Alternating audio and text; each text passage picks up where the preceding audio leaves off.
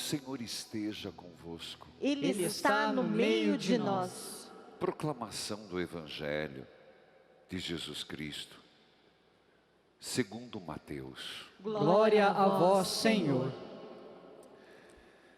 Tendo Jesus descido do monte, numerosas multidões o seguiam.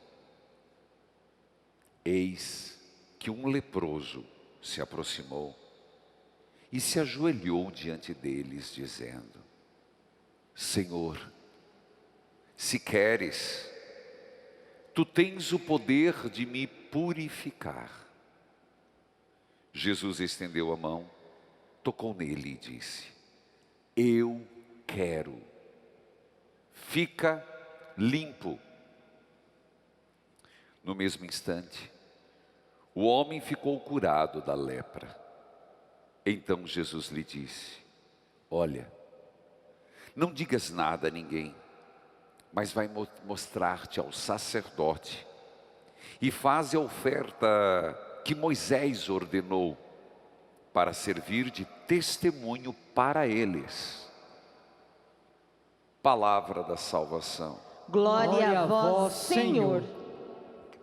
Que a palavra de Deus perdoe os nossos pecados. Amém. Querido povo de Deus, estamos chegando ao final do mês de junho. E hoje, nas contas feitas, nós estamos no 100º dia. Olha lá, 100 dias evangelizando em casa. Evangelizar em casa. E aqui me permite lembrar que quando nós começamos lá atrás, 40 dias em oração, eu também, não vou dizer que os outros não. Eu lembro que eu falei, mas será? Pensei comigo, não falei. 40 dias vai o quê? Vai 15, 20 dias? Vai sobrar tempo e a pandemia já passou. 100 dias evangelizar em casa. E fizemos os 40 dias, um mês com Nossa Senhora, com o cinto de Maria, e agora no Sagrado Coração. Não que termine nas 24 horas, que eu vou levar até o dia 30, mas nós vamos continuar. Você não perde por esperar. Fruto das santas chagas, o preciosíssimo sangue de Cristo e Nossa Senhora. Mas nós estamos aprendendo do coração de Jesus. Você tem aprendido? Você que é do apostolado, ótimo. Mas aqui não se trata de ser do apostolado em si. Que bom que sejam. Mas é aprender das virtudes do coração do Cristo. E eu sempre penso assim, que vou pregar nas 24 horas, a partir de uma encíclica, o pulsar do coração do Cristo, que foi das 5 chagas e do lado do peito, que Jesus tirou para mostrar a Santa Margarida Alacoque. E a gente vai aprendendo. Nós vamos, como discípulos, aprendizes do Senhor, porque Ele disse, aprendam de mim. Hoje, nós somos chamados a aprender a ter fé e a rezar. Porque hoje o Evangelho começa dizendo, Jesus estava no monte, desceu, e Ele olha para uma multidão. E lembre-se que o olhar de Jesus é um olhar de mansidão, de humildade, de misericórdia. Esse é o olhar de nosso Senhor. Jesus viu uma numerosa multidão e há poucos dias ele viu que estavam como ovelhas sem pastor, e ele chegou a dizer: peçam pois ao Senhor da messe que mande operários para a messe. Mas hoje, olhando para essa multidão, se destaca um homem. Primeiro, é bom lembrar, se trata de um leproso. Não era comum um leproso estar lá. Existem vários livros que falam do tempo da sociedade de Nosso Senhor. Tem vários. Não vou citar nenhum, mas você pode procurar. O leproso, ele assim que tinha, e isso está em Deuteronômio. Não é por acaso que eu estou lendo Gênesis, e fiquei feliz que gostaram. Que do Gênesis, eu até ia para os Salmos, e pelo rádio eu enveredei para o Êxodo, do lado. Porque a cena estava pronta. O povo já estava no Egito. E por que eu quis? Porque você vai perceber, hoje é citado Moisés. Então, como é importante para nós que somos cristãos pós-ressurreição, entendermos os evangelhos, e quando falar de Moisés, nós sabermos do que estamos falando. De Moisés na sua história, no Antigo Testamento, no Êxodo. E é capaz de depois eu ir às leis, algumas leis do Deuteronômio, algumas, depois do Êxodo. Mas eu estou tentando, e estamos nos 100 dias nessa catequese. E eu espero que quando passar a pandemia, a gente voltar ali na labuta do dia a dia, você tenha pelo menos ter tido uma noção melhor da história da salvação. E impressionante, deixa eu divagar um pouquinho, porque é uma história da salvação recapitulada, vou usar essa palavra, que é uma história da salvação, e é uma imagem, e eu até liguei para o Frei Ivani, que foi meu confrade por mais de 17 anos, que lá no seminário onde a gente estava, havia um mural, que veio de uma cultura egípcia, porque existe o ícone bizantino, o ícone egípcio copta, e trazia assim, o Cristo como numa morsa, sendo torcido, e o sangue de Cristo derramando, mês que vem, e esse sangue passa por quadradinhos, e vai a toda a história da salvação. Então, nós estamos nessa época. Por que é importante essa teologia? Porque o sangue de Cristo, ele passa desde o início da criação até o Apocalipse. É o sangue de Cristo, e nós usamos a palavra na teologia, a história da humanidade recapitulada no sangue de Cristo, de Moisés até o final. E isso é importante nós entendermos, porque nós temos que, hoje, nós somos pós-ressurreição, mas nós temos que entender esses meandros da Sagrada Escritura, e ali falar de leproso. No Antigo Testamento, aí agora você vai entender, Deuteronômio dizia assim, que assim que uma pessoa tivesse mancha branca, eu não vou lembrar ipsis litteris, me perdoe se me faltar os críticos de plantão, mas assim que aparecesse uma mancha branca, a pessoa tinha obrigação de ir ao sacerdote e mostrar. O sacerdote via e examinava, se ela ficasse cinza, ele era declarado leproso. Ao ser declarado leproso, ele do templo não voltava mais para casa. Ele tinha que se retirar da sociedade. Ele perdia a família, as terras vinham para o templo, ele perdia todo o contato social e era tido anatemacite, um condenado. A lepra era vista e tinham vários problemas. Primeiro, a pessoa além de estar doente, recebia o diagnóstico e junto com o diagnóstico, Deus está te castigando. Você tem noção do que é isso? Além da doença, o castigo, receber que é um castigo de Deus, que você fez alguma coisa, você ou seus pais, e você está sofrendo porque você fez uma coisa errada. Se hoje tem muita gente que está falando que com o Covid estão vivendo preconceitos, é verdade? Isso existe na lepra, imagine a dor. Segundo, do ponto de vista religioso, do ponto de vista econômico, perdia tudo. Do ponto de vista social, tinha que se retirar para um lugar onde viviam um grupo de leprosos. Impressionante, porque ali estavam puros e impuros. Ali não tinha nacionalidade, mas isso é outra temática. Mas o leproso, se ele ousasse sair, ele tinha que ir com um sino, tocando, à distância, e gritando: sou leproso, não se aproxime. Contei essa história do Deuteronômio, Levítico também,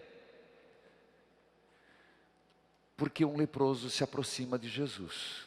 Não é comum. Já é algo inédito. Teve outro texto também dos 10 leprosos, mas não vou ficar nesse. Para esse homem, um leproso se aproximar, é porque alguém teria dito para esse leproso: pode ir que ele não vai te enxotar.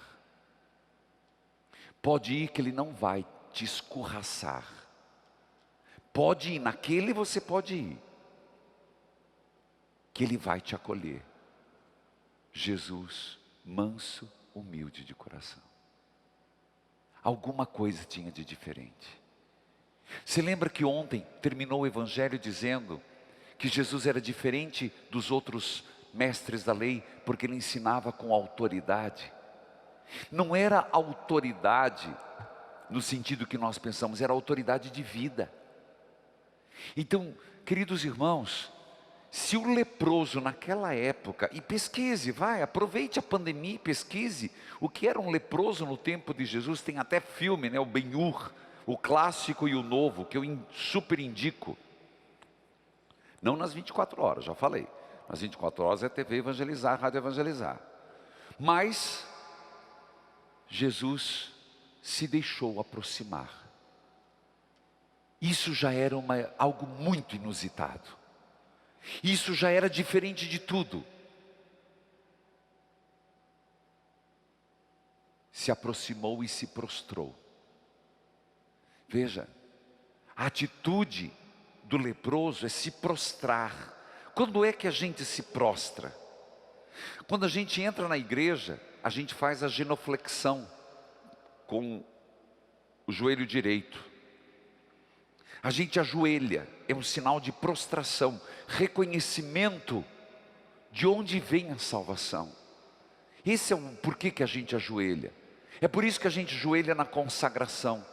Por isso que quando você entra na igreja, você faz uma genuflexão, que é com uma das pernas, reconhecendo que Ele é o Salvador. E Ele disse: Senhor, se queres, Tu tens o poder de me purificar. O leproso está pedindo, nesse primeiro momento, a purificação da lepra. O que ele foi pedir para Jesus era: Senhor, tire essa ranceníase de mim. Tire essa ferida purulenta. Tire de mim isso que está me consumindo. Isso que está me levando a uma verdadeira carniça. Porque a lepra era assim. Se queres. Aqui, filho, pensa bem. Se o Senhor foi capaz de acolher um leproso, não é capaz de acolher um pecador? Me diga qual pecador que o Senhor rechaçaria. Me diga o que poderíamos fazer de tão pecador que o Senhor não estaria disposto a nos acolher. E aqui é uma mensagem a dizermos a todos e ao mundo: o Senhor está sempre disposto a acolher. O Senhor está sempre disposto a purificar. O Senhor está sempre disposto a curar. Nas nossas orações, É sempre importante usar esse termo, se queres, se for da tua vontade, se estiver nos teus desígnios. Por isso eu vou retomar a partilha da mulher de hoje. Ela rezou tanto para o pai ficar curado. Ela partilhou isso comigo, lá de Jabotão dos Guararapes. E por que eu vou dizer? Porque essa mulher podia ter sido se revoltado. Ontem, durante a adoração do Santíssimo, e quinta-feira de novo, o pai morreu pelo Covid. Mas ela, hoje, falou comigo no rádio, e teve a coragem de dizer: eu não entendo, eu chorando, mas eu aceito o que Deus fez. Isso é fé, meus irmãos, isso não tem outra palavra. Não venha me dizer que é desamor, não venha me dizer nada, que é conformismo, não, isso é fé. Se Deus quis, eu aceito. Se queres, tu podes me purificar. Mas aqui nós precisamos pedir. Faz parte da nossa oração suplicar: Senhor, se queres, tu podes me libertar dessa Covid. Senhor, se queres, tu podes me curar esse câncer. Se queres, tu pode me curar dessa leucemia. Se queres, Senhor, pode me curar desse nódulo no seio, desse câncer da próstata. Se queres, Senhor, me mantenha vivo. O Senhor pode dizer sim, o Senhor pode dizer não. E eu digo para você, não sou eu que vou, nem você. Tente entender os desígnios de Deus. Aqui é um mistério, e aqui se requer fé. Mas Jesus disse: eu quero. Jesus estendeu a mão. Jesus estendeu a mão. Tocou. O toque de Jesus. Estenda a tua mão e toca, Senhor. Põe a tua mão e cura, Senhor. O toque da mão do Senhor é muito forte. E quando o Senhor nos toca, nós sentiremos as chagas do Cristo. E o sangue do Cristo correndo sobre nós. Jesus estendeu a mão. E eu queria que nesse momento você já colocasse diante do Senhor: Senhor, se queres, tu podes me curar. Você que está me acompanhando pelo rádio, pela TV, pelos aplicativos, pelo YouTube. Senhor, se queres, tu podes me curar. Jesus estendeu a mão, tocou e disse: eu quero. Fica limpo. Meus irmãos, aqui tem algo mais. O leproso pediu que eu seja purificado. Os exegetas, eu não sou cientista da Bíblia, mas eu fui procurar, fui ler, fui estudar. Fui ler quem teve a oportunidade de explicar. O leproso apenas pediu a purificação da pele. E o verbo que Jesus usa diz: eu te limpo por inteiro. Corpo, matéria, alma. É isso que nós devíamos pedir. Senhor, estenda a tua mão, cure a minha enfermidade, mas mais do que a minha enfermidade, me cure por inteiro, me limpa por inteiro, limpa meus pensamentos ruins, limpa, Senhor, meus desejos impuros, limpa, Senhor, minha alma manchada, limpa, Senhor, a minha vontade, limpa, Senhor, tudo que há dentro de mim que está de alguma forma marcado pela lepra do mundo, desacreditado, cansado, egoísmo. Estende a tua mão, Senhor. Canta comigo esse refrãozinho, me dá um tom. Estende a tua mão e toca. Põe a tua mão e cura. Vem, Senhor, tocar em mim. Preciso tanto ser curado. Basta apenas meu querer, para que eu seja teu milagre, Senhor. Você está pedindo isso? Estende a tua mão e toca, Senhor. Mas o Evangelho nos traz mais. Naquele mesmo instante o homem ficou curado. Curado da lepra. Mas Jesus toma uma atitude inesperada. Que atitude? O homem estava curado, o homem estava purificado, o homem estava limpo. Mas o Senhor faz algo e diz: fica quieto. E vai lá se apresentar. Lembra que eu contei do Deuteronômio, do Levítico? E por que eu estou no Êxodo? Porque todo aquele que um dia foi e mostrou a mancha branca, depois ela afunda, está tudo escrito lá, ela afunda, e o sacerdote era expert em ver isso, e vai ficando cinza, lepra, hanseníase. Se a pessoa fosse curada, ela tinha que voltar ao templo, fazer um sacrifício, o sacerdote ver e dizer: está curado. Voltaria à sociedade. O que é que Jesus está fazendo isso?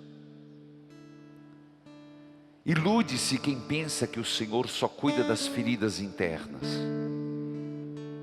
Iluda-se quem pensa que a nossa fé é só um intimismo.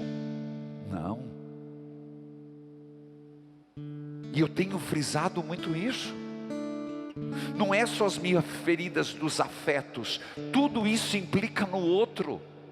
Implica na sociedade, na transformação do mundo. Então quando Jesus fala: vai lá e te apresente, é porque Jesus queria que o homem voltasse à vida social. Que o homem voltasse à vida em família. Porque aí está o lugar. Mas também o último ponto do Evangelho de hoje. Para o homem era o restabelecimento social, econômico, familiar, espiritual. Mas Jesus ainda quis mais. Que para aqueles que estão lá no templo, possa servir de testemunho. O reino dos céus está entre nós. Então o milagre que Ele faz na tua vida, e se você tem recebido graças, é para servir de sinal, de testemunho. Não é a cura pela cura, mas é a transformação de tudo, e a certeza do que o Cristo está no meio de nós. Filhos queridos, nesse contexto, um sinal da Jerusalém. E me permita fazer um comentário sobre a primeira leitura. Jerusalém acabou. No ano 500 antes de Cristo. Eu vou arredondar. Já ontem nós vimos, Nabucodonosor foi, pegou todos os vasos, levou embora. Levou os principais, as famílias nobres. O texto de hoje fala que há uma segunda deportação. Se antes destruíram o templo, agora destruíram a muralha e levam outras classes. Mas não é isso. É que os que ficam em Jerusalém, na terminologia judaico-bíblica, são chamados os anauins. Quem são os anauins? O resto. O resto, os ricos foram levados, os governadores foram levados. Uns olhos furados, outros decapitados, outros mortos. Levaram a segunda leva, só deixaram o que não presta. No conceito deles, o resto.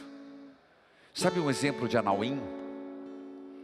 Minha família planta arroz, e eu vi muitas vezes isso, mas não só. Feijão também, agora com colheitadeira. É quando passa a colheitadeira e se tira no soja também. Não fica aquele resto no chão. Ou o soja, arroz, que ficou na vagem, ou aqueles que caíram da colheitadeira. Aquilo ali seria o anauim. O resto do resto, o que escapou, o que por acidentalmente ficou ali. E eles cantam no Salmo: Jerusalém, de ti jamais esquecerei. Lembra que eu falei da nossa vida recapitulada no Cristo? Então como que nós vamos falar de Jerusalém? Nós não somos judeus. A nossa Jerusalém é o céu. Ah, Jerusalém, a igreja triunfante, de ti não me esquecerei. Que seque a minha língua ao céu da boca, que se grude, se eu desistir do céu e do paraíso com Cristo. Filhos queridos, essa é a liturgia de hoje.